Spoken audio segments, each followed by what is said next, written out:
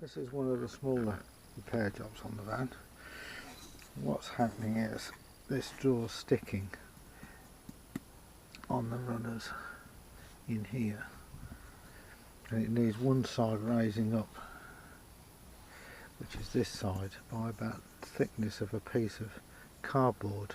Now I'm having to improvise what I can do, and I found this straps you put onto they use them around paving slabs and things like that in builders' yards to hold it together, and it's just about the right thickness to go in here on this side to make like a runner.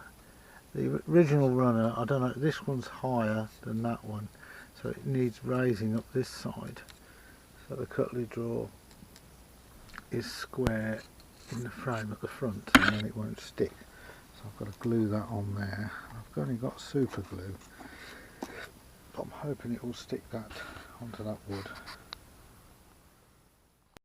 You might say, why am I sticking it on the drawer and not on the actual drawer support in there? Simple reason is, if it doesn't work, it's easier to get it off the drawer than it would be to get it off inside there. See if it sticks. It needs to be sticking anyway.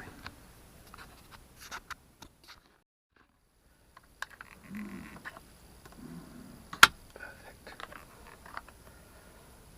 Perfect. Another one of the jobs on the van was to do with the passenger door, and went to shut it and it went bang. Open and shut it, it went bang, and a bit of the door hinge fell out, and so I managed to get it all back together, and I'll show you what caused it, but I'll show you it on the driver's side because it's easier to look at because the sun's not in place. This is the top hinge, and just there's a thing which looks like a cotton reel, and what that does is, as the door opens and closes, the wheel runs backwards and forwards and keeps the door open from slamming on you if the wind catches it.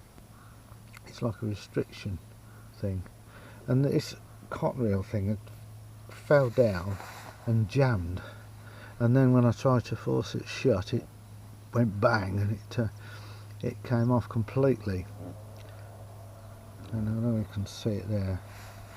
So I had to bend this spring, this steel spring here, force it back up.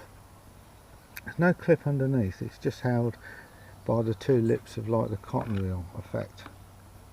Anyway, I've done it and it's back, and it needed lubricating, and the only thing I had was the dipstick from the engine. So I put the dipstick in the engine, got a drop of oil on it, and then put it on to the wheel. And I've got to do both of these, they should both need greasing, and that is another one of the jobs I've had to do. Another job on the van, very simple one, is on the curtains. These curtains are silver lined, and they go around the front to the windscreen on the inside, and stop the light from coming in when we're going to bed and people nosing in. But I caught it when I sat on the driver's seat, and I broke a few of these clips on the rail there, and I've had to replace them, and I've done that, so that's all okay, that's all back and working. Other silly job I've got to do, and it applies to both sides, is to do with these windows. And these windows, the plastic bungs are missing. And since we've had the van, we've been collecting flies. And we can see these flies are inside.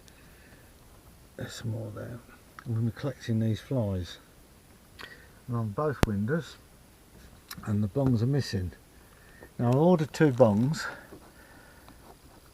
to fit in the plastic windows, the double glazing, and I can't get the right size. Every one I've ordered has been the wrong size. I don't seem to do them for these older vans. I've got to make something to do this, but I've got to get these flies out. They look absolutely disgusting. They're dead, and they're in the skin of the glazed window. You'll probably see it better on this one. You see them? They're all dead flies which have got in. It's more that end.